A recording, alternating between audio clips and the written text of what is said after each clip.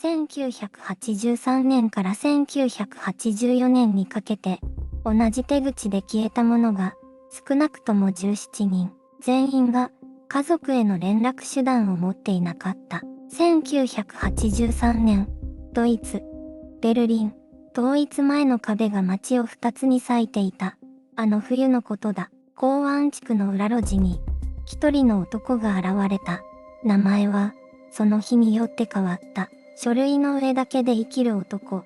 声も、顔も、職業も、すべてが入れ替わる。2013年秋、ベルリン警察の捜査官が古い失踪届の束を開いた。埃の積もったファイル。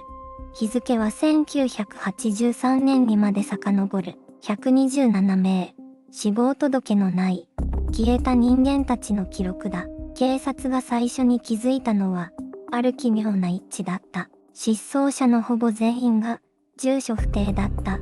家族からの捜索願いは、一件もない。誰も探さない人間が、次々と消えていた。証拠の核心は、一枚の写真だった。港のコンテナ倉庫の前、無表情で立つ男。47枚の身分証が、後に押収された部屋から見つかった。それぞれ異なる名前、異なる生年月日、異なる国籍。しかし、顔だけが、すべて同じだ。30年間、彼は見えなかった。なぜか、消えた人間を探す者が、誰一人いなかったからだ。路上に生きる人々には、名前を呼ぶ声がなかった。その沈黙が、犯罪を覆い隠す最も完璧な盾になっていた。捜査が進むにつれ、浮かび上がったのは、国際ブローカーネットワークの輪郭だった。127名のうち多数が、偽造された身分のまま国境を越えさせられていた。行き先は複数の国にまたがり、記録は意図的に断ち切られていた。この事件の恐ろしさは、殺傷ではない、痕跡を消すことの成功さだ。では、彼らはどんな日常を生きていたのか。消される前、港の裏路地で何が起きていたのか。次は、被害者たちが最後に見た、ベルリンの朝に迫る。IMG、霧に包まれたベルリンの港湾地区。早朝の薄暗い路地。1983年の冬、ベルリンの港湾地区は、静かに朽ちていた。壁に囲まれた街。東西に分断された都市の、さらに外縁。誰も目を向けない。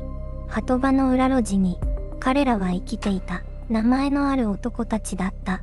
かつては、エーリッヒは、53歳だった。工場で20年間働き、解雇通知を受け取った翌月に住まいを失った。口数が少なく、朝になると必ず手向ける豊富運河沿いの同じベンチに座った。温かいコーヒーを求めて、ただ、それだけのために、IMG、運河沿いのベンチ、薄いコートを羽織る置いた男性の後ろ姿。ゲルハルトは、41歳だった。アルコール依存の診断を受けてから、家族との連絡が途絶えた。ベルリン中央駅の地下通路で夜を過ごし、昼間は港近くの配給所に並んだ。誰かと目が合うと、決まって視線をそらした。彼らに共通していたのは、3つだ。身分証明書が手元にない。定期的に連絡を取る家族がいない。そして、姿を消しても、誰も届け出ない。1983年11月、ベルリン港湾地区、朝の気温は、氷点下4度。その寒い朝に、一人の男が路地に現れた。スーツ姿、清潔な靴。手には分厚い書類封筒。彼は配給所の外に並ぶ男たちに、穏やかな声で話しかけた。仕事の口がある。宿舎付きだ。書類の手続きは、私が全部やる。IMG、霧の中、封筒を手に微笑む背広姿の人物のシルエット。エーリッヒは、その男を見た。迷った。しかし、氷点下の朝に、暖かい宿舎という言葉は、あまりにも重かった。手を差し伸べた。それが、最後の記録だ。1983年11月17日、午前8時22分、配給所の台帳に残された。エーリッヒの署名、以降、彼の痕跡はどこにも存在しない。失踪。されど届け出なし。同じパターンが、翌週も、翌月も、翌年も繰り返された。127人分の静かな消滅が始まった瞬間だった。では、その男は何者だったのか。47枚の身分証明書を持ち、30年間誰にも気づかれなかった男の最初の一手とは、次は、事件当日の港で本当に何が起きたのかに迫る。1983年11月、ベルリン、港湾地区の夜はいつも霧の中にあった。エルベ川から流れ込む湿った空気が倉庫街の路地をすべて白く塗りつぶす。街灯の光すら霧の中で溶けて消えた。その夜、初めての取引が行われた。IMG、霧に沈む港湾地区の夜景、倉庫の影、男の名はその日によって変わった。ある日はクラウス、ベルガー、別の日にはマルティン、ホフマン。47枚の身分証明書はそれぞれ別の顔を持ち、別の過去を語った。しかし、男の目的は常に一つだった。配給所の帰り道、荷物を持ったまま一人でいるものを探す。声をかけるのはいつも夜だった。仕事がある。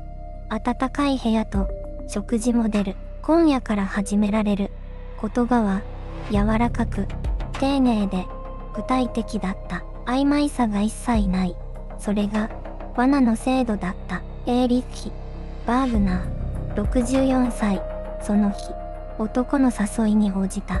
配給台帳の署名が彼の最後の痕跡となった。IMG、手書きの台帳に残された署名のアップ。港の突堤の先、錆びた倉庫の扉が開いた。静寂。そして、鍵の音がした。外から施錠される音だった。エーリッヒは振り返った。扉の向こうに男の影はもうなかった。翌朝、その倉庫から一台の貨物車が出発した。行き先は記録に存在しない。ベルリン港湾局の通関書類には工業用資材とだけ記されていた。誰も止めなかった。誰も気づかなかった。1983年から1984年にかけて同じ手口で消えた者が少なくとも17人。全員が路上生活者だった。全員が家族への連絡手段を持っていなかった。失踪届はゼロだった。男が47枚の身分証明書を使い分けた理由がここにある。一つの名前が疑われる前に別の名前に切り替える。追跡の意図を最初から断ち切る設計だった。港湾地区の住民たちは後に語った。あの男はいつも違う名前で現れた。でも、笑顔は同じだった。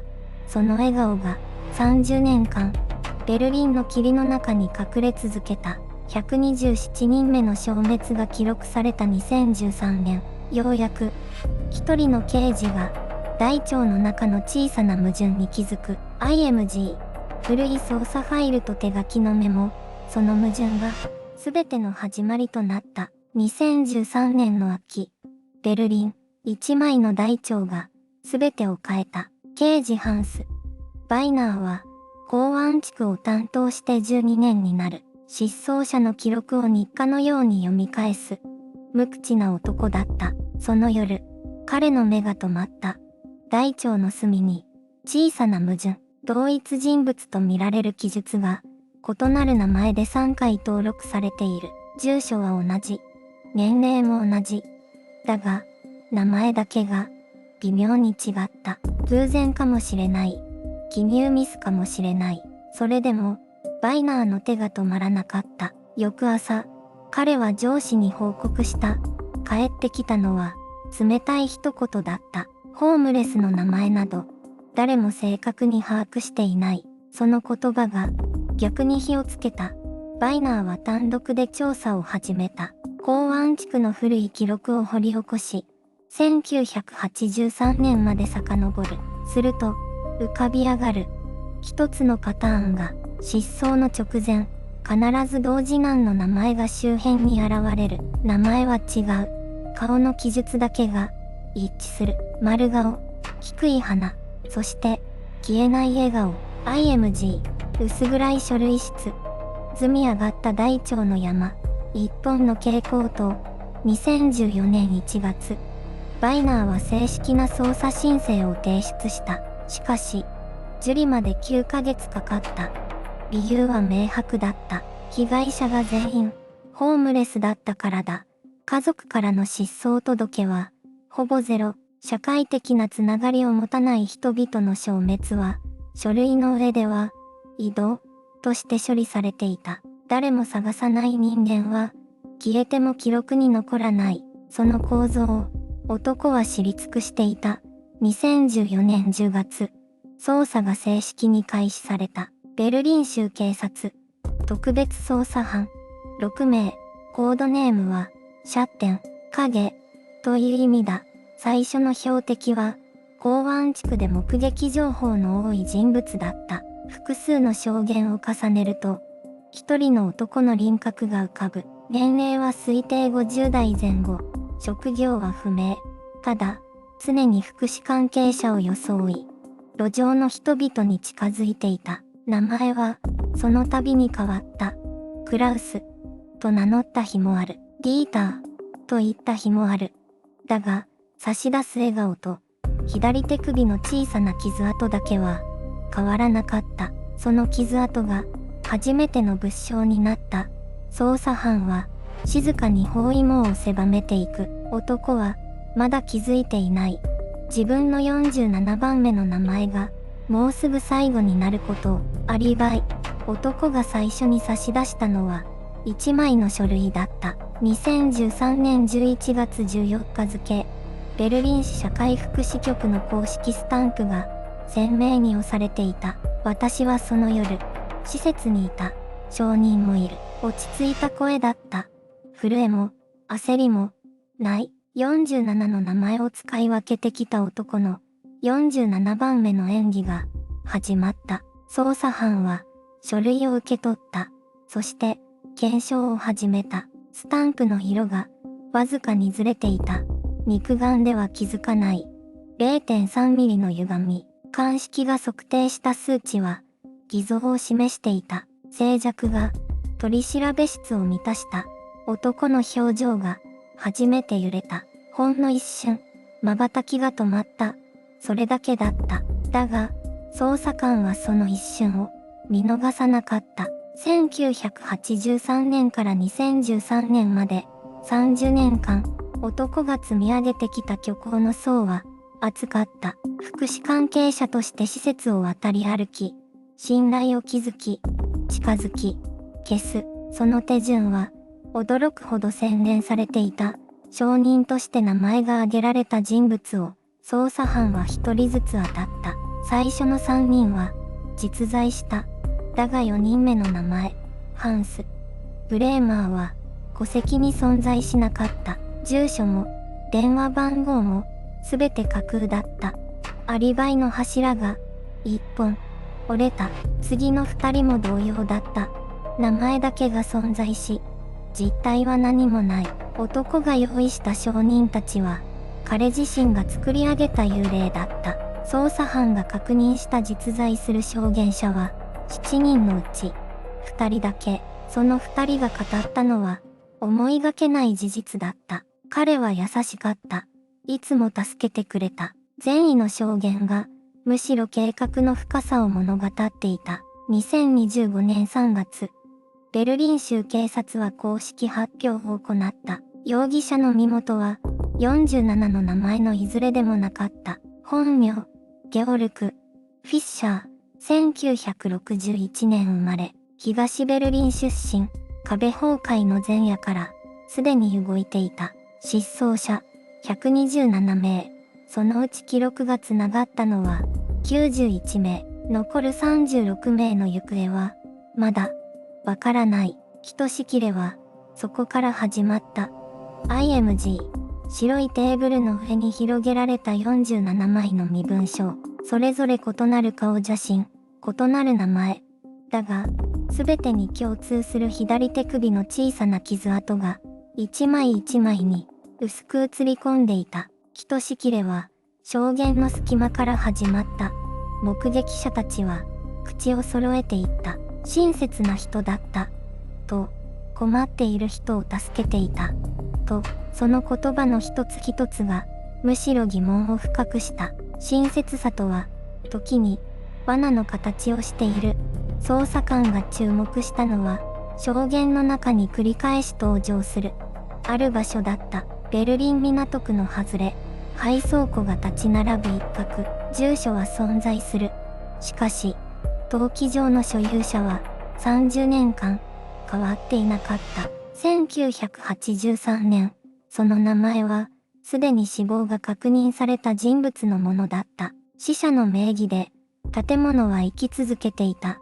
2025年1月、捜査班は倉庫内部に踏み込んだ。埃が積もった床、崩れかけた棚。一見、空き家にしか見えない空間だった。しかし、奥の壁を測ると、寸法が合わなかった。図面より80センチ。空間が足りなかった。壁の裏に部屋があった。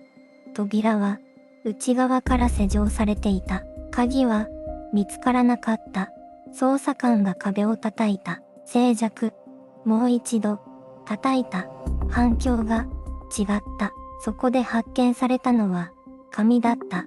束になった書類。手書きの名前と日付と金額。1枚ずつ。めくるたびに数字が増えていく。最も古い記録の日付は1984年2月。フィッシャーが最初の偽名を使い始めた。わずか数ヶ月後だった。127名の失踪者のうち、この書類に名前が記されていたのは73名。残りは別の経路をたどったのか、それとも記録自体が意図的に消されたのか。答えはまだ出ていない。捜査を担当したミュラー警部は後にこう語っている。最も恐ろしかったのは書類の整然さだった。感情が一切なかった。と、名前は番号に置き換えられ、人は数字になっていた。73人分の数字。ひとしきれはさらに広がった。書類の筆跡を鑑定した結果、フィッシャー一人の手によるものではなかった。別の筆跡が少なくとも3種類混在していた。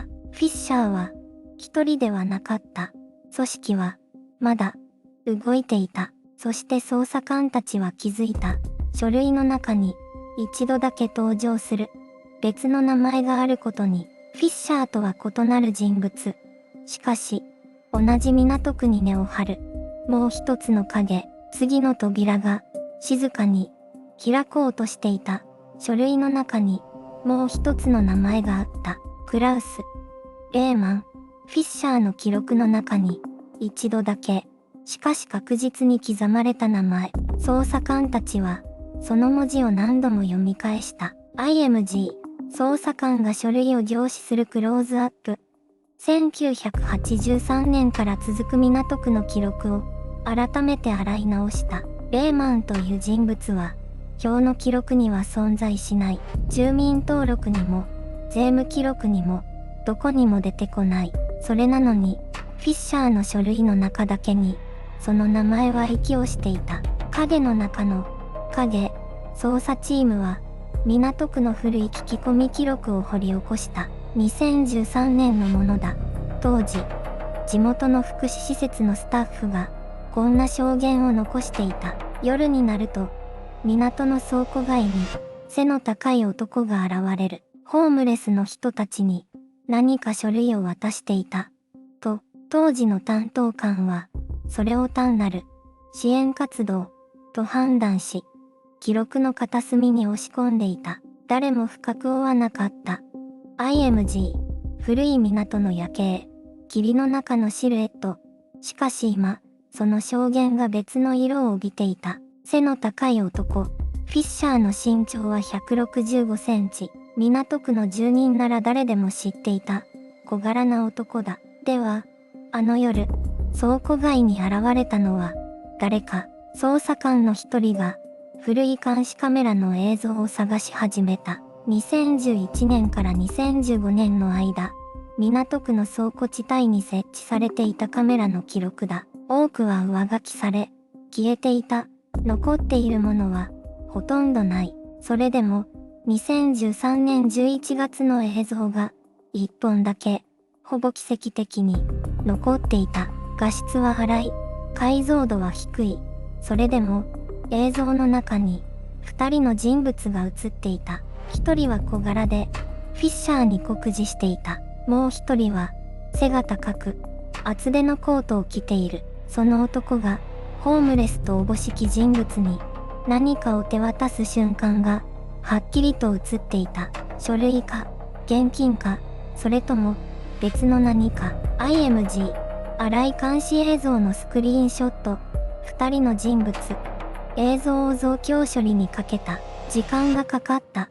3日後、結果が戻ってきた。背の高い男の顔が、わずかに、浮かび上がった。捜査官室が、静まり返った。その顔には、見覚えがあった。港区ではない。別の場所で、別の名前で、当局のデータベースに一度だけ記録されていた顔だ。1997年、オーストリア、ウィーンでの身元詐称事件の参考人。事件は立件されず、男は消えた。二つの点が線になろうとしていた。フィッシャーは入り口に過ぎなかった。この男こそが127名の実種者たちを国際ブローカーのネットワークへつなぐ本当の架け橋だったのかもしれない。扉の向こうに深淵が口を開けていた。IMG、薄暗い尋問室。金属製のテーブルに一枚の写真が置かれている。男の横顔。1997年。ウィーンで消えた男がベルリンに戻っていた。名前を変えて、顔を変えずに、捜査官ラインハルトは手の中の資料をもう一度見つめた。47枚の偽造身分証。それぞれに異なる名前、異なる国籍、異なる生年月日。しかし、どの写真にも同じ目が写っていた。冷たい、計算された目だ。IMG、47枚の偽造身分証がテーブルに線状に広げられている。男の本名は、クラウス・ベルナー・バウアー。1952年、ベルリン生まれ。公式記録の上では、1991年に死亡している。つまり、この男は30年以上、公的には存在しない人間として生き続けていた。死者が少女を消していた。捜査チームが彼の拠点を特定したのは2013年の秋だった。港湾地区の廃倉庫。外見は老朽化した物置。内部は別だった。IMG、廃倉庫の内部。整然と並ぶファイルボックス。壁に貼られた人物写真と路線図。壁一面に人物写真が貼られていた。127枚。全員、路上生活者とみられる中高年の男女。写真の隅には、それぞれ番号と短いメモが添えられていた。移送済み、処理済み、保留。ラインハルトは、その文字を読んだ瞬間、手が止まった。保留。つまり、まだ生きている可能性がある者がいた。IMG、保留と書かれたメモのアップ。バウアーの手口は単純で残酷だった。身元を持たない人間を選ぶ。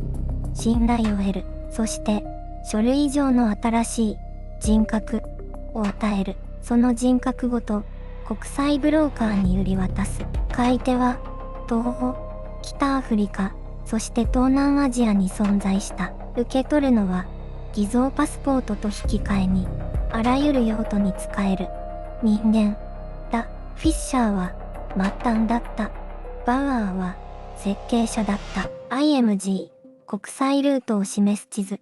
点線が複数の都市を結んでいる。1983年から2013年まで30年間、誰も気づかなかった理由は一つだ。消えた人間を探す人間がいなかった。家族も友人も記録もない。そういう人間だけをバウアーは選んでいた。完璧な沈黙の設計。IMG。ラインハルトが窓の外を見つめている。夜のベルリン港。しかし、設計には一つのほころびがあった。保留と書かれた。あの一枚、その番号の人物が生きているなら証言できる。バウアーと直接接触した記憶を持つ唯一の生存者かもしれない。次の72時間が全てを決める。IMG。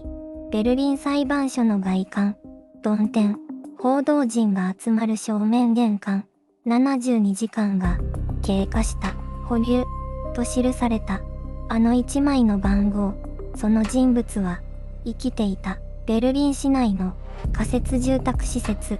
そこに彼はいた。名前を3度変えていた。それでも記憶は消えていなかった。IMG。薄暗い取調室。テーブルを挟んで座る証人と捜査官。証言は5時間に及んだ。バウアーと最初に接触したのは1997年の冬だと彼は語った。港の裏路地。